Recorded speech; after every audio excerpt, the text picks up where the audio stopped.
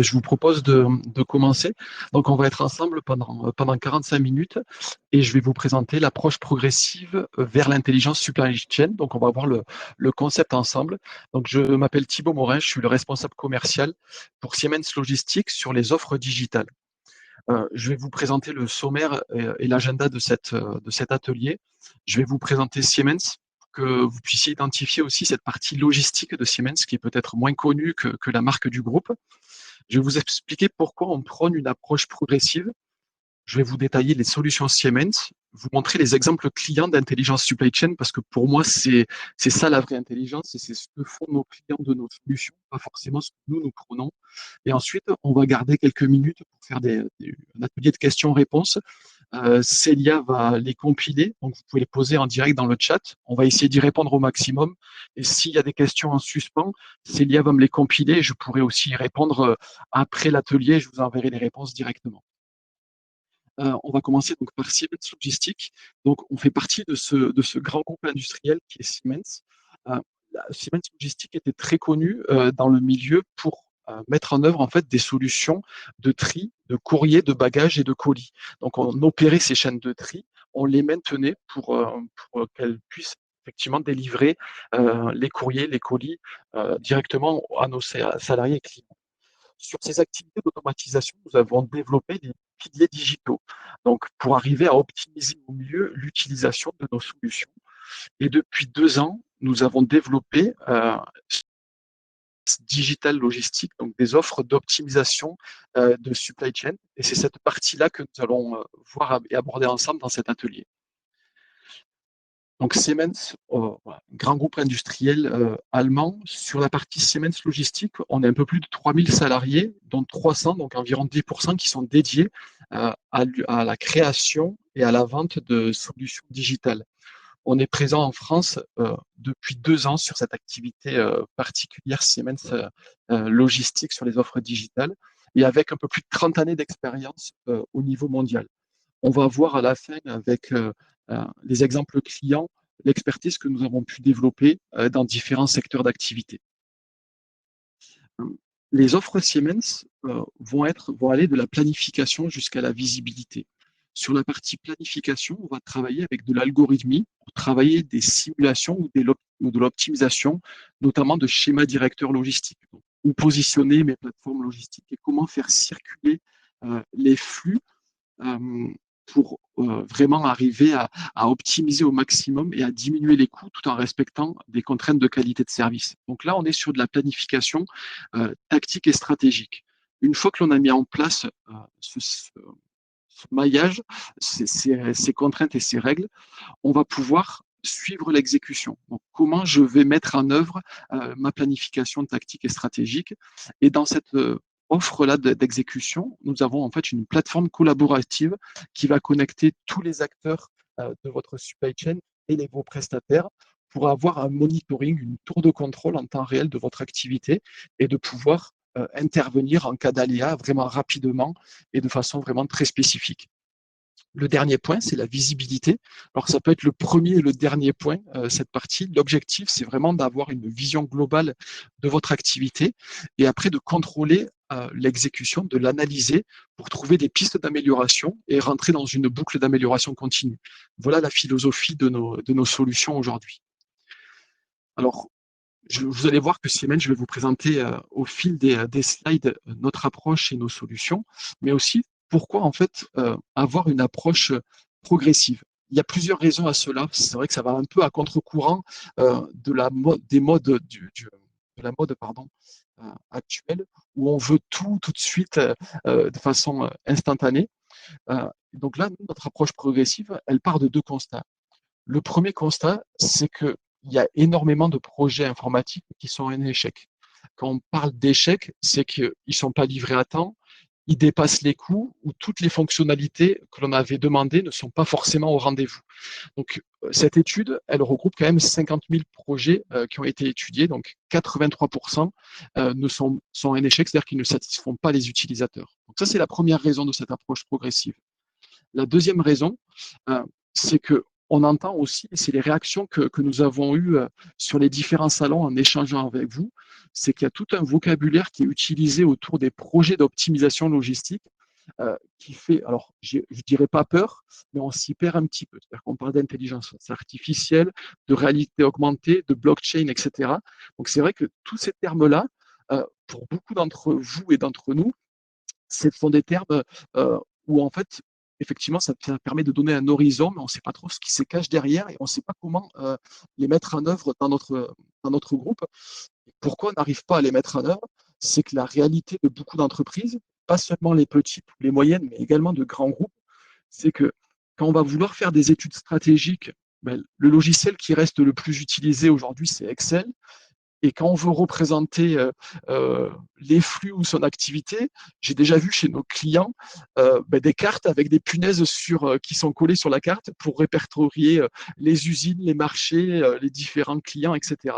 Donc ça, c'est ce qui est fait pour les études stratégiques aujourd'hui dessus. L'autre pendant, donc ça va être l'opérationnel. Et là, l'opérationnel aujourd'hui, euh, c'est vraiment en fait aujourd'hui des personnes qui gèrent une personne, voire un groupe de personnes qui disposent de la compétence, du savoir-faire, ils le centralisent, mais effectivement, c'est des gens qui ont un quotidien qui est vraiment surchargé par les appels, les sollicitations, et qu'on aimerait effectivement seconder et aider. Pour revenir à des statistiques aujourd'hui, c'est qu'il y a même un tiers des projets qui sont stoppés avant d'être terminés et que 49% des projets voient leur budget doubler. C'est-à-dire que on va partir de quelque chose où on a des logiciels Excel ou des solutions manuelles pour passer à des logiciels qui font, dans un langage un peu familier, papa-maman, hein, c'est-à-dire que vraiment une solution globale qui répond à toutes mes problématiques. C'est vrai que les marges sont énormes avec des erreurs et des limitations dans la mise en œuvre des projets. Si on parle d'un ERP, le taux de réussite est de 9%. Donc, c'est clairement pas forcément satisfaisant pour nous dans cette approche de projet. Nous prenons effectivement l'importance des petits pas. C'est-à-dire que l'objectif, c'est d'arriver à une finalité, à cette intelligence supply chain, concept que je vais développer dans cet atelier. Mais pour arriver à cet objectif final, on va y aller étape par étape et vraiment progressivement pour qu'on ait moins de déchets possibles tout au cours du projet. C'est vraiment quelque chose qui est une valeur essentielle pour nous. Et elle est essentielle sur deux points, c'est-à-dire que dans notre façon de gérer le projet, on va accompagner nos clients et construire un projet avec des étapes atteignables, mais c'est également une philosophie que l'on va retrouver dans la construction même de nos solutions, où on va avoir une approche modulaire, construire comme un Lego, par brique, une solution pour vraiment avoir une approche progressive. On parle de petits pas parce que effectivement, le taux de réussite des projets informatiques est réellement lié, corrélé avec la taille du projet. C'est-à-dire que plus on a un petit projet ou une multitude de petits projets, plus on va avoir un taux de réussite qui est satisfaisant et plus on va englober ces petits projets dans un grand projet d'ensemble, plus le taux de réussite va chuter. Donc pour nous, c'est vraiment important d'accompagner nos clients dans cette philosophie. Les principales causes de ces projets, c'est effectivement qu'il est trop ambitieux. C'est-à-dire qu'on part alors j'allais dire de rien, mais ce n'est pas tout à fait le cas. C'est-à-dire qu'on part d'une solution aujourd'hui qui est non optimale. On le sait, on a plusieurs ERP. Au niveau central, on essaie de faire des exports et de les centraliser dans un Excel où c'est compliqué d'arriver à avoir une vision précise de ce que l'on veut. Et on essaie d'avoir une logistique ou une supply chain 4.0, qui est voilà, qui est à la mode, un terme à la mode actuellement. Et c'est vrai que ce projet est parfois trop ambitieux parce qu'on n'a pas une vision suffisamment fine de différentes étapes en fait à passer. Donc on va avoir un cahier des charges qui n'est pas suffisamment précis dessus et avec une mauvaise évaluation des risques.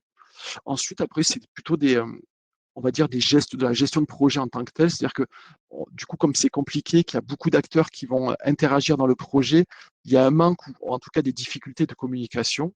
Et ensuite, l'utilisateur final qui souvent détient en plus, on va dire, la compétence, il n'est pas forcément suffisamment bien intégré au projet. Donc, quand on va lui remettre une solution clé en main au final, ben, en fait, elle va être assez éloignée de ses attentes et avec une mauvaise appropriation de l'utilisation de la solution.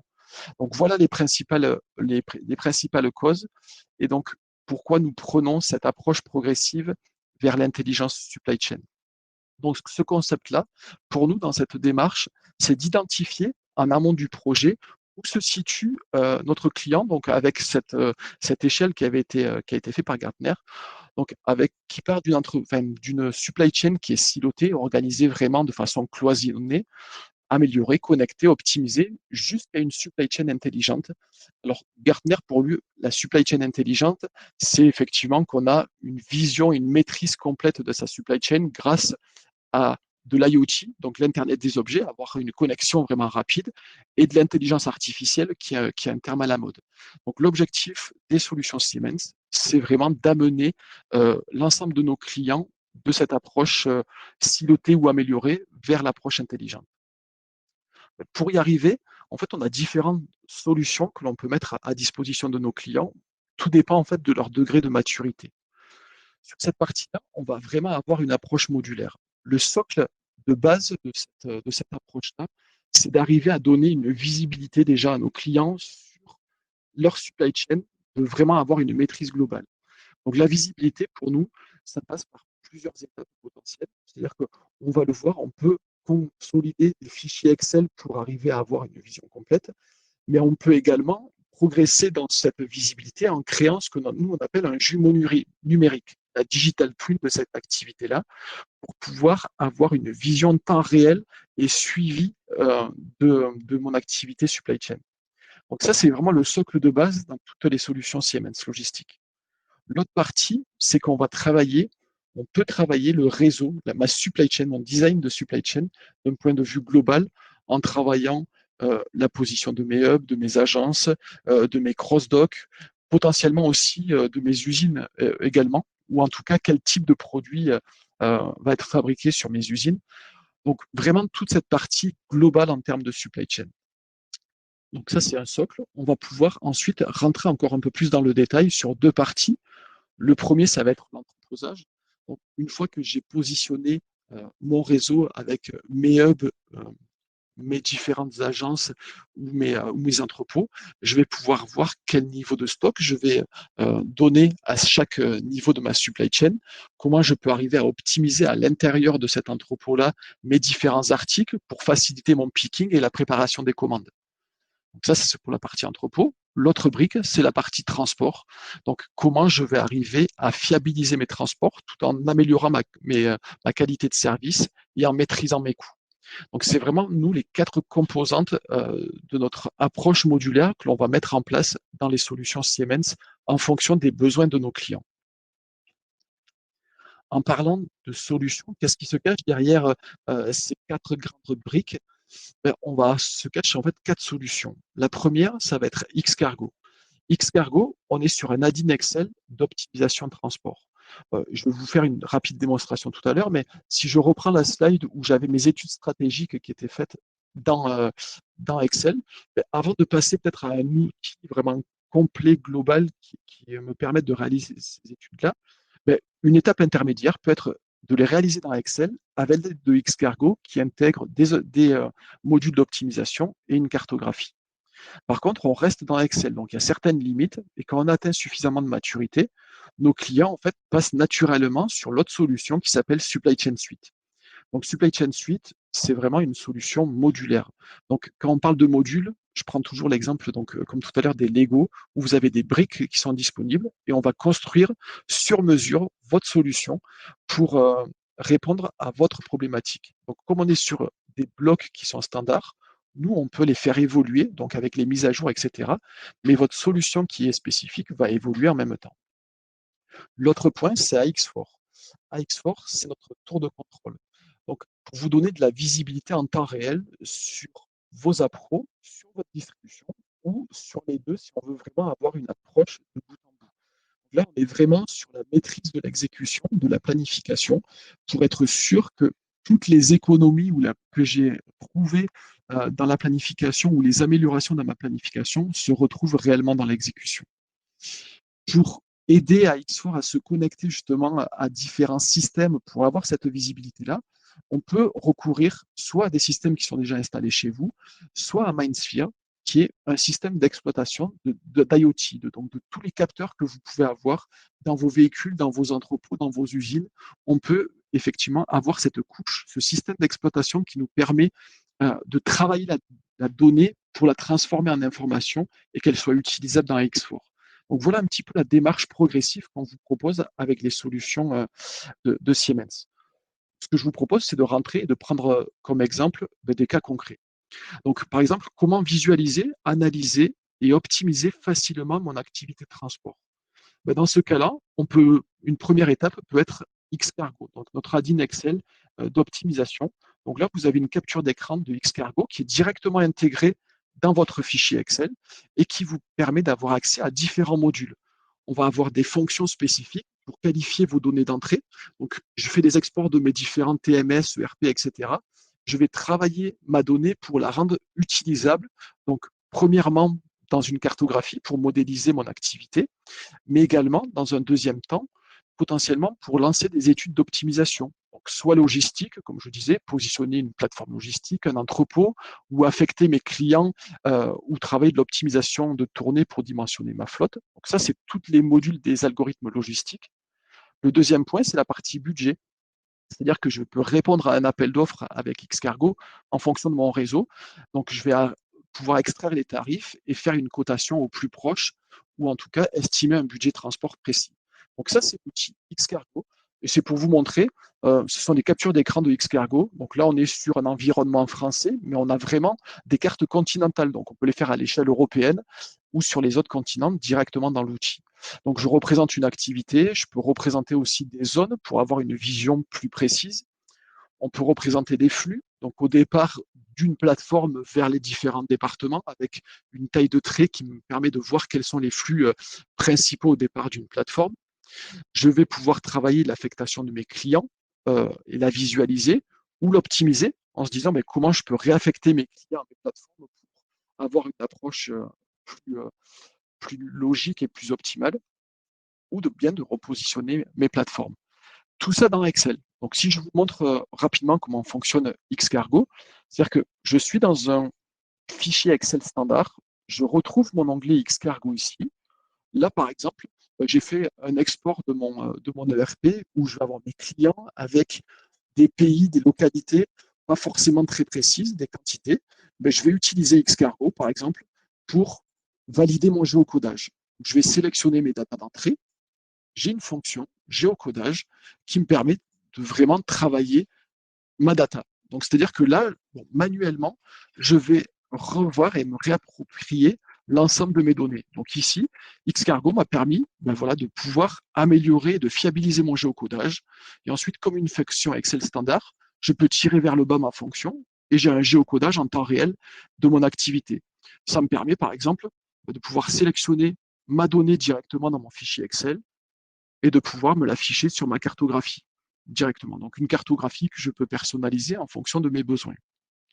Une fois que j'ai fait ce travail de préparation, je vais pouvoir utiliser des modules d'optimisation, comme vous l'avez vu par exemple pour réaffecter mes clients. Et pour les utiliser, il y a des modèles qui sont intégrés à Xcargo, par exemple un modèle implantation qui me permet de savoir de quelle data j'ai besoin pour faire tourner mon modèle. Donc là, pour gagner du temps dans la présentation, le modèle de données, c'est les trois onglets ici que vous avez en vert, avec mes sources, mes destinations et mes implantations potentielles. Et ensuite, je vais pouvoir travailler des fonctions de coût pour planifier l'optimisation de mon réseau logistique, tout ça dans Excel. Une fois que j'ai fini de faire mes paramétrages, je peux lancer l'optimisation. Et l'optimisation que vous allez lancer, tous les résultats sont exportés dans le même fichier Excel où vous allez pouvoir avoir accès aux détails complets de votre activité au format Excel. C'est-à-dire que vous pouvez vraiment l'utiliser directement sans forcément avoir besoin d'Excargo ou le transférer à vos collègues. Donc, je sélectionne ma data, je peux l'envoyer directement dans la cartographie et je vais avoir une représentation euh, directement de mon activité sur la cartographie. Par exemple, là, mes 4 entrepôts, où est-ce qu'ils sont positionnés et comment mes clients étaient affectés. Donc, c'est vraiment voilà, une première étape en termes d'utilisation de Xcargo dans du supply chain management. Mais on voit qu'on est quand même sur voilà, un traitement manuel et des études qui vont être ponctuelles. Et l'étape d'après, ça peut être effectivement d'avoir un suivi plus régulier de cette supply chain. L'objectif ici avec Supply Chain Suite, ça va être de se connecter directement ici à vos différents systèmes d'information, donc ERP, TMS, WMS, pour ensuite utiliser Supply Chain Suite et avoir les informations sous forme voilà, de reporting ou d'utiliser après des modules d'optimisation derrière en fonction des besoins spécifiques de votre supply chain. Pour passer de cette partie de vos données jusqu'au résultat final, on va avoir différentes étapes à travailler. Donc, travailler, connecter vos données pour vous donner de la visibilité sur votre activité. Ensuite, on va avoir différents modules logistiques. Ce sont les briques que je vous parlais tout à l'heure en fonction de vos besoins. Donc, on peut imbriquer, utiliser plusieurs briques à travers un workflow pour arriver au résultat final souhaité, qui est mon reporting, ma visibilité et mes analyses de ma supply chain.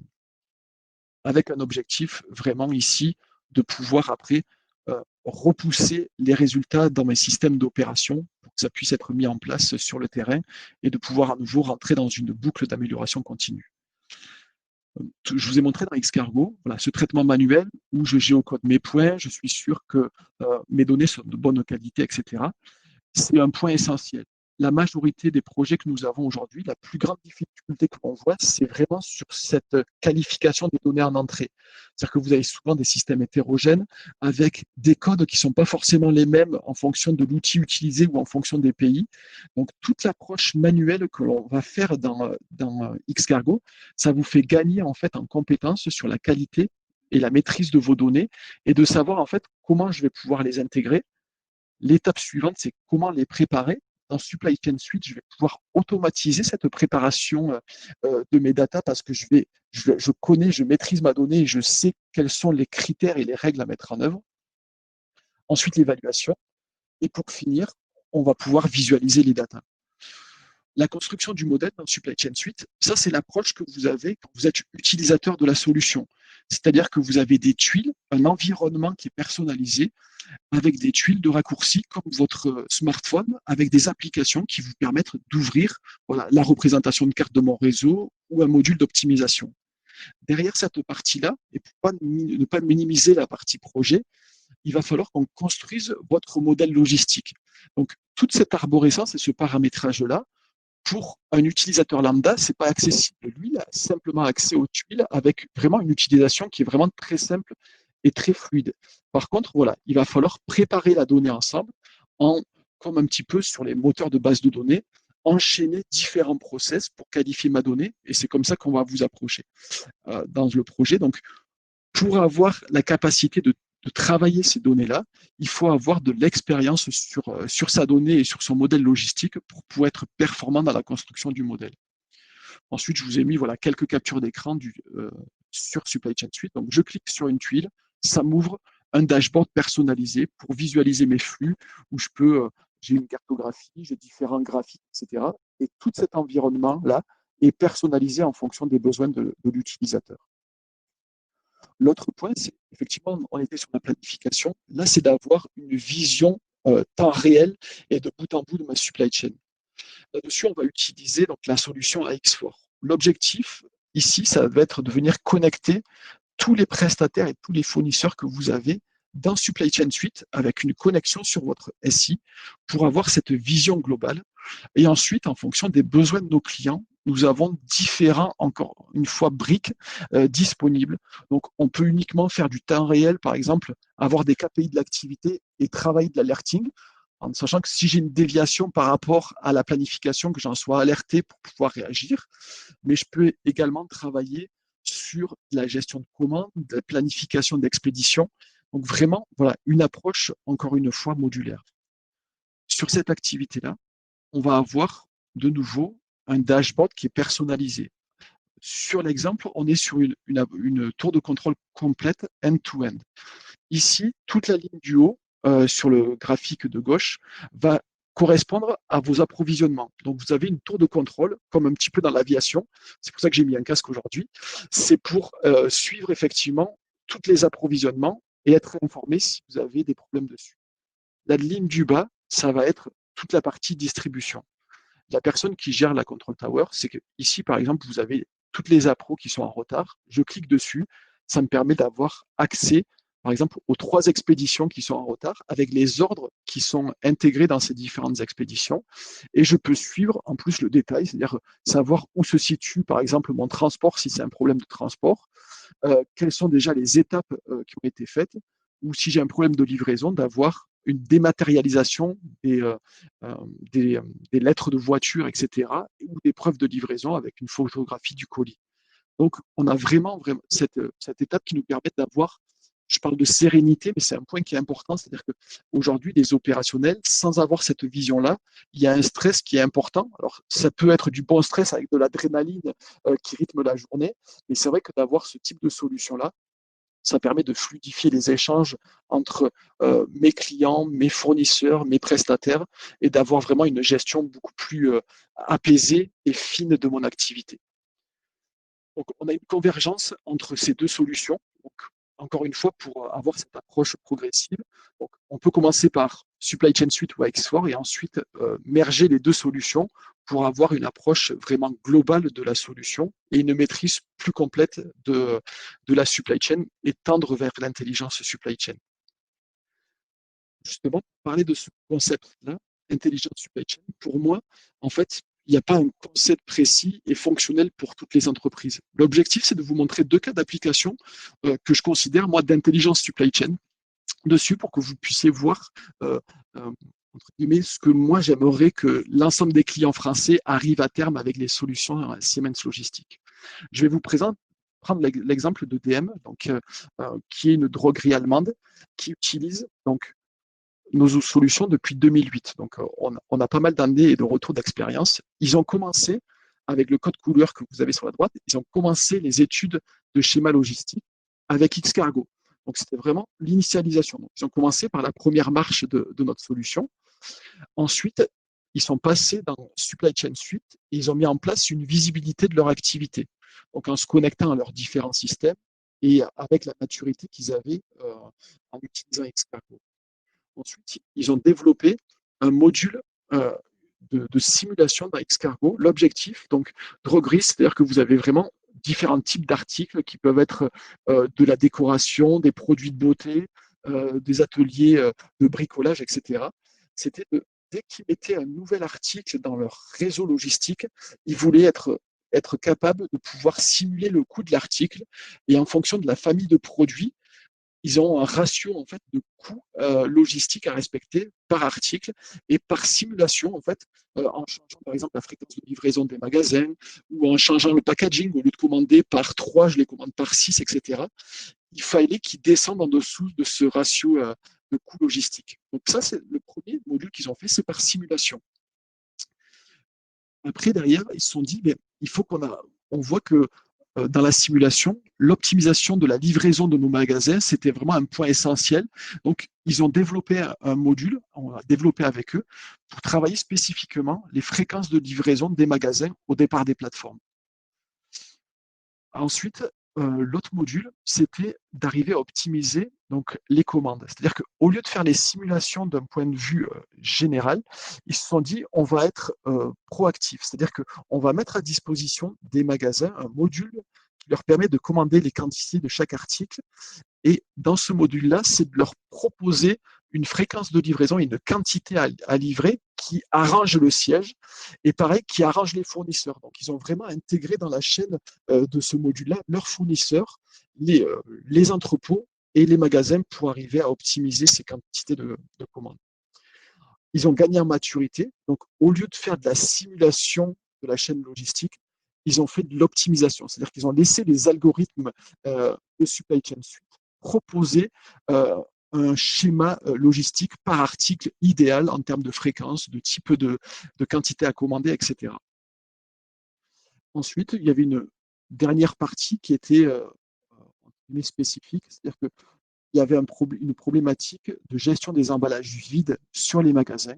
Donc, comment je peux arriver à optimiser la collecte de ces emballages et du coup, d'arriver à lancer un appel d'offres pour avoir un coût le plus optimal possible pour gérer ces emballages. La partie aussi de gestion et de contrôle tower a été un point qu'ils ont intégré avec AX4 là-dessus, avec une connexion à Supply Chain Suite pour avoir une maîtrise de la planification et de l'exécution. Donc là, on est vraiment sur entre guillemets, tous les modules qui étaient essentiels pour leur gestion. Et pour moi, la tête de l'intelligence supply chain pour DM, donc cette activité de retail, c'était vraiment de maintenant créer en autonomie leur propre use case. Donc, je vous ai montré rapidement comment on crée un modèle dans Supply Chain Suite. Aujourd'hui, pour créer cette présentation, j'étais obligé d'aller demander à DM quels sont les use cases qu'ils ont mis en place et qu'ils utilisent pour vous donner de la vision, parce que nos équipes projets n'ont plus en fait une vision aussi fine parce qu'ils les développent vraiment de façon autonome. Et pour moi, quand on développe de façon autonome, c'est qu'on a pris euh, en main l'outil et on maîtrise l'outil, mais c'est surtout qu'on est suffisamment mature sur sa supply chain pour connaître les avantages, les limites et de travailler petit à petit les limites en les optimisant dans Supply Chain Suite ou dans AX4. Donc pour moi, c'est vraiment voilà, ce concept d'intelligence supply chain, c'est cette maîtrise-là. Je ne peux pas vous donner le nom de ce client, mais en miroir, les prestataires logistiques utilisent nos solutions également. Donc, toujours pareil, ils ont commencé par Xcargo pour travailler leur réseau et leur schéma directeur logistique. Ensuite, ils ont vraiment une partie nettoyage des data, c'est-à-dire qu'un prestataire logistique reçoit beaucoup d'appels d'offres de chargeurs et les données sont pas forcément de très bonne qualité. Donc toute la partie nettoyage était vraiment chronophage pour eux. Donc ils l'ont automatisé dans Supply Chain Suite pour déjà avoir une vision de l'activité du client pour pouvoir ensuite lui proposer un appel d'offres et une réponse à l'appel d'offres la plus optimale. Donc, qu'est-ce qu'ils ont fait? C'est-à-dire qu'ils ont modélisé leur réseau, ils y ont attribué des coûts aux différents flux, aux différents passages par les plateformes. Ensuite, l'évolution, ça a été, en plus de travailler un modèle uniquement sur les coûts, il y avait aussi la prise en compte des lead time, donc des contraintes horaires qu'ils pouvaient avoir dans le réseau pour livrer dans les justes temps les clients. Ils ont passé aussi une partie de control tower. Donc le control tower chez les prestataires logistiques, certains le subissent, c'est-à-dire que le chargeur met en place un control tower et le prestataire logistique se connecte à cette plateforme-là pour avoir un suivi. Dans le cas de ce prestataire-là, lui, il a préféré utiliser sa propre solution de control tower et donne accès à son client, ce qui permet vraiment d'avoir une maîtrise encore supérieure dans son activité. Et aujourd'hui, donc, il est capable de répondre à des appels d'offres européens de façon centralisée grâce à cette solution-là et d'avoir une maîtrise et un suivi d'exécution qui lui permet d'avoir un niveau de satisfaction de ses clients très important. Et de son côté également, il est en capacité de créer ses propres modèles dans Supply Chain Suite. Et aujourd'hui, les modèles qu'il est en train d'intégrer, ça va être de la gestion d'entrepôt. C'est-à-dire qu'une fois que je gagne un appel d'offres, comment j'intègre ces nouveaux articles dans mon entrepôt existant pour faciliter mon picking, gérer les saisonnalités, etc. Donc on voit qu'on a là, encore une fois, le panel complet de solutions Siemens et une grande maîtrise de la solution, mais également de l'activité. Pour moi, vraiment, c'est une réussite quand nos clients se sont appropriés nos solutions de cette façon-là. Et c'est l'objectif que je souhaiterais aborder avec vous aujourd'hui dans cette intelligence supply chain. Et c'est vraiment le challenge que j'ai moi sur le marché français pour accompagner nos clients dans cette approche-là. Simplement pour vous parler rapidement de nos cibles et qu'on puisse parler après derrière et répondre à vos questions. Nous avons deux cibles en direct, donc les prestataires logistiques, les chargeurs, et on voit aussi que ces chargeurs-là, parfois, ont besoin de cabinets de conseil pour faire des études ponctuelles sur leur réseau. Je veux revoir mon schéma directeur logistique européen de façon très ponctuelle. Donc, si je n'ai pas les équipes en interne, je vais m'appuyer sur des cabinets de conseil et on met à disposition des solutions Siemens pour ces cabinets de conseil-là afin d'aider les chargeurs dans leurs projets d'optimisation. Je vais vous donner à la volée quelques noms. Donc, pour rappel, Siemens Logistique est présent en France officiellement depuis 2 ans. Donc, tous les noms que vous avez ici en coloré, donc en bleu pour les prestataires logistiques, en orange pour les chargeurs et en vert pour les consultants, ce sont les clients actifs aujourd'hui qui sont gérés par les équipes Siemens Logistique en France. toutes les, les entités que vous avez en blanc, c'est plutôt géré d'un point de vue central par notre maison mère en Allemagne. Donc on voit ici que sur la France, on a énormément de prestataires logistiques qui utilisent nos solutions et on est en train de développer fortement la partie chargeur avec plusieurs axes de travail, la partie automotive qui est très représentée à notre maison mère, la partie retail et la partie chimie qui sont nos axes de développement aujourd'hui. Bien évidemment, on est ouvert à l'ensemble des secteurs d'activité. Ce que je vous propose ici, c'est qu'il nous reste quelques minutes avant de finir le webinaire, c'est de pouvoir répondre à vos questions. C'est vraiment, voilà, l'objectif, c'est qu'on ait été allé assez vite dans cette approche-là et c'est d'être peut-être plus précis en répondant à vos questions directement que vous avez posées dans le chat. Alors, sur cette partie-là, je fais les dernières questions posées. Euh, alors, optimiser les retours à vide, c'est une question de Mourad. C'est effectivement un point qui est important. C'est-à-dire que dans l'optimisation du réseau logistique, on peut, si on est un chargeur et qu'on ne maîtrise pas forcément le transport, on peut planifier uniquement la partie appro et distribution en abandonnant sur les sites le, le véhicule, mais on travaille aussi avec des prestataires logistiques. Pour eux, il est important effectivement de pouvoir repositionner également les véhicules sur les sites et de pouvoir travailler des triangulaires, etc. Donc ça, c'est des choses, effectivement, c'est des modules d'optimisation de réseau et une contrainte qu'on peut prendre en compte dans le module optimisation de réseau de Supply Chain Suite. Donc après, sur la partie cartographie, aujourd'hui, la partie cartographie, on a deux types de cartographie qui sont intégrés dans l'outil en fonction des besoins et des attentes de nos clients. On va dire des cartographies grand public, car il n'y a pas forcément besoin d'avoir une précision fine dans le calcul d'itinéraire notamment, ou alors des cartographies professionnelles.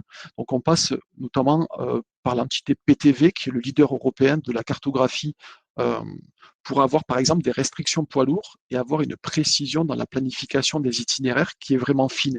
Donc là encore une fois, on s'adapte au niveau de précision qui est demandé par nos clients et on travaille par exemple avec PC Miler aux États-Unis parce que voilà, c'est la cartographie et le cartographe de référence sur le continent. Je passe encore dessus. Euh, sur le nettoyage des données, c'est un point important effectivement dans Xcargo. Donc l'algorithme qui est utilisé dans Xcargo, il fait appel en fait à la cartographie qui est directement intégrée à Xcargo et qui permet d'aller faire correspondre la donnée d'entrée avec le référentiel cartographique existant.